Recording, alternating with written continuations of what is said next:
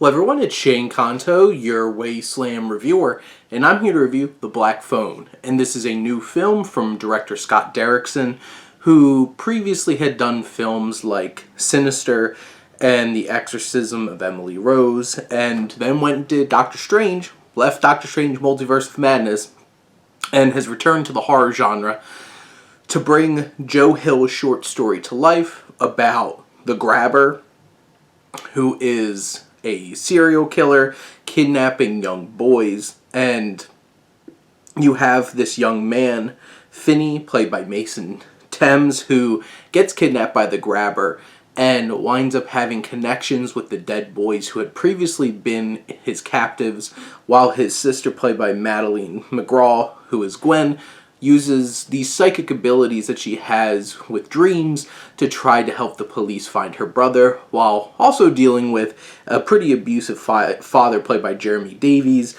And of course you have the Grabber, who is Ethan Hawke, coming back to work with Scott Derrickson after their work on Sinister. And this is quite the experience, and it's not as flat out scary as probably a lot of people were hoping it to be. It does have much more of a thriller vibe than a straight horror vibe. There are some unsettling imagery, especially with the young boys who are coming in contact with Finney through this black phone, but while he's talking to them, we see their ghosts, who are mutilated and gross, standing next to him, and there's a couple of scares with these ghosts as well for the audience and for Finney.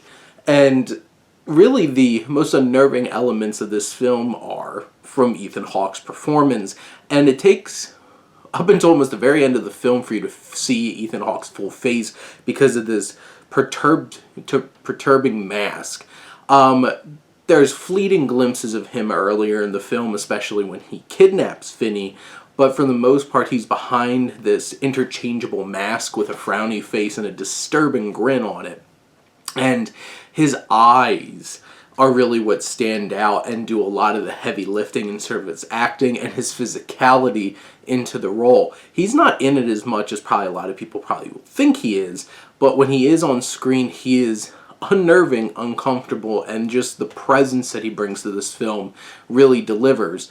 And this is the kind of film where it's like you have these two young people who are dealing with being bullied and being abused by their father after their mother kills herself, and those elements are heavy. The first act of this film is a lot of setup. You see a lot of that abuse, and it's hard to watch.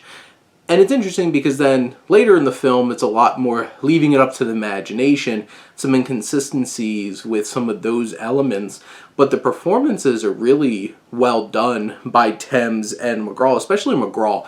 She, you have Gwen, who's tries to pray to Jesus, and she has some very interesting interactions with him. But the style of the film as well, there's a lot of flair to how Derrickson brings these dreams to life with this old vintage kind of video camera aesthetic, and the music too. There's a great use of a Pink Floyd song later in this film that's really disturbing, and just the music in general that's composed for the film from Mark Corvin is unsettling, to say the least. It does drag and get repetitive towards the middle of the film, and it feels like it's dragging this short story out a bit. And the police characters are so underwritten and stupid, and their dialogue is terrible. But besides those things, this is a really effective and incredibly well-crafted thriller that really maximizes some strong performances and atmosphere to bring some thrills and tell a story that has some deep themes in terms of sibling connection and love, and also in terms of dabbling into some religious commentary as well. So there's a lot going on here, and most of it works, and I was definitely a big fan of this and would recommend it. But those are my thoughts on The Black Phone. Let me know what you think. Let's talk some movies. But thank you as always for tuning in and supporting your Wasteland reviewer.